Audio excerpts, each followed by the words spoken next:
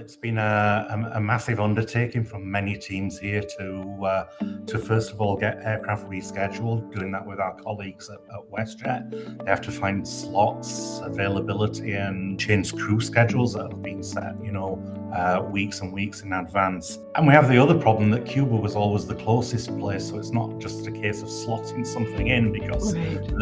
the Cuba gap is smaller, with it being only three and a half hours away. Andrew, it's so lovely to see you. And as this might be the last time I get to chat with you in your Sunwing WestJet incarnation, I'm going to make the best of it. We've seen a lot of things happen in the travel industry. Having a country close is a bit unusual. 500,000 seats taken out of the market overnight. Tell us what happened to all those seats. I mean, in the past, I imagine there would have been faxes flying all over the place trying to get more beds in various resorts around the Caribbean, but that's not how it works nowadays. So, what happened the day that you had to pull out of Cuba? Well, first of all, thank you. Nice to be here again, Nina.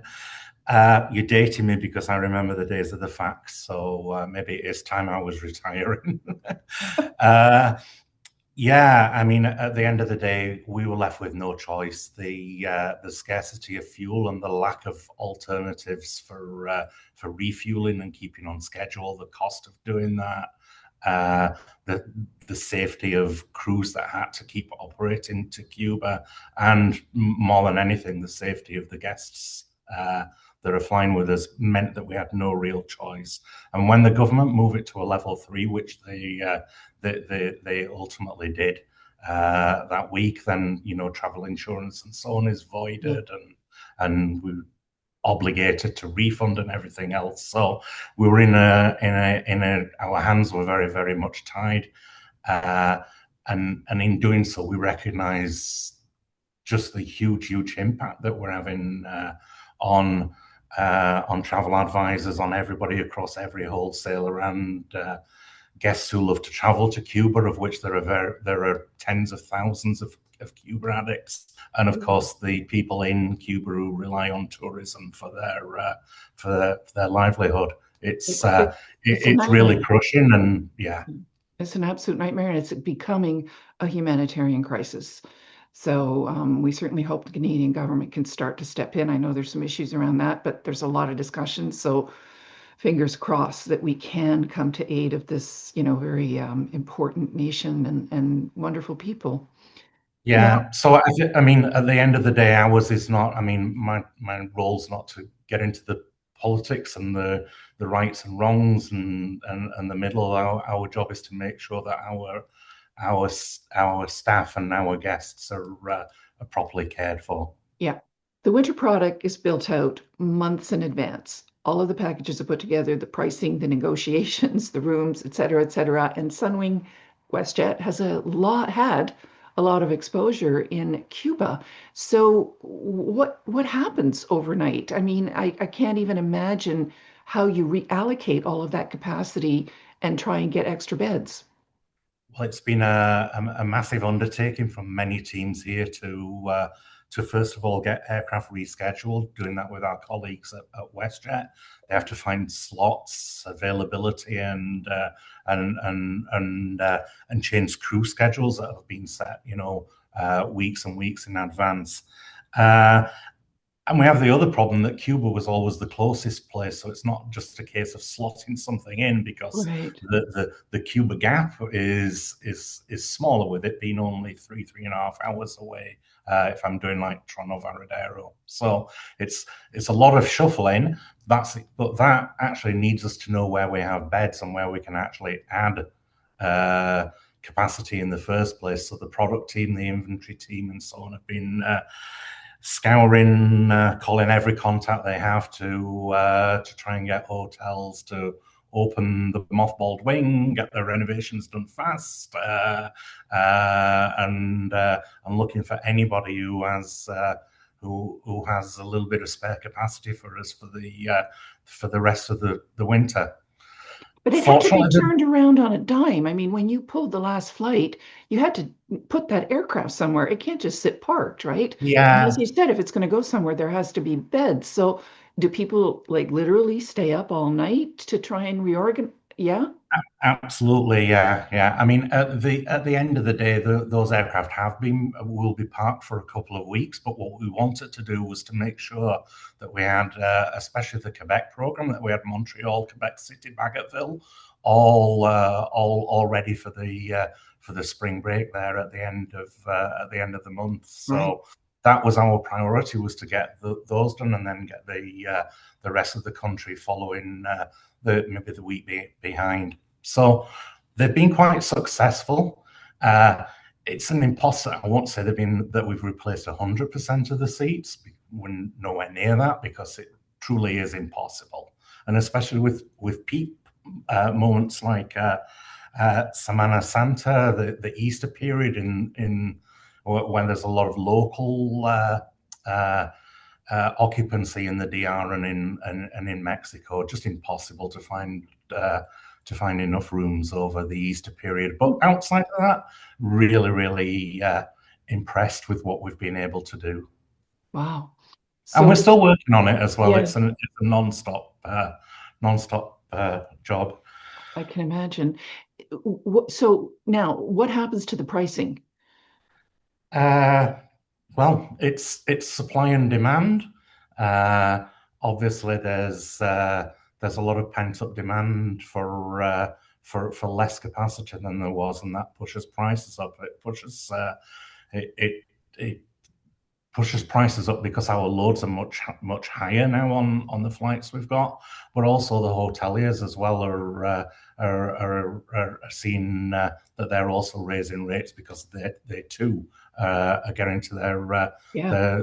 the highest occupancies that they've had for many years. So definitely, there will be I think a shortage in the eventual late market, and I see that prices will probably go upwards in the lates rather than traditionally how they've gone downwards. Yeah, yeah.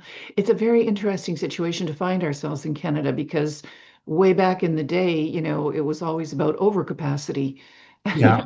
too much capacity, too many beds. And now we're looking at the reverse, which for advisors must be incredibly frustrating who had groups, weddings, going to Cuba planned months in advance. Your res department must be dealing with a lot of issues. Yeah, yeah, absolutely. So what we have been doing is making sure that when we've been going out and contracting the replacement properties, that we're very, very conscious of the price point that we need to be. So a lot of the targeting has been to also ensure that we're adding in more value destinations. So we're adding more Puerto Plata, for example, Okay. adding Stamina. We've reintroduced Cozumel, which is a destination that we weren't featuring this winter, brought Cozumel back. So we're trying to, obviously, we've added Mazatlan on the Pacific coast, always great value. Added to Mazatlan as well. So we're trying to be very, very conscious that we're not adding destinations that are going to be out of the right price point for a late market, and also for people who've been traditionally used to more of a Cuban price point. Yeah. We ran an article today saying that on the YYZ Coon route, that Canada is now the highest performer. We have the most capacity on that route as compared to even any US uh, gateway. So I imagine that's not a destination that you're looking to add any capacity to. Well, we've added a little bit of Have capacity into you? Cancun. The problem is there that the airport is pretty much at capacity as well. So I think if we get any more rooms in that area, we may have to push down into Tulum Airport as an extra place. Yeah. So again, Cancun is really, really buoyant and doing extremely well. And is the pricing in Cancun staying steady? Pricing in Cancun is reasonable, but seems to be increasing. Mm. So as every good tour operator says when they're here with you, Nina, book now for the best pricing and to secure the dates and the room type and so on that you want. Yeah. I know you can't talk about proprietary financial information, but I'm just curious if you had to take a stab at how much this is going to hurt the various operators in Canada. It will inevitably be a financial blip. It will, yeah. There's no doubt about it. I think the the airline, the tour operator business is never short of these little blips. There's always something, whether it's a hurricane, whether it's something like this, whether it's Yeah. a volcano, a disruption to air traffic, a snowstorm, whatever it is. So, yeah, it's certainly not for the faint of heart. Yeah.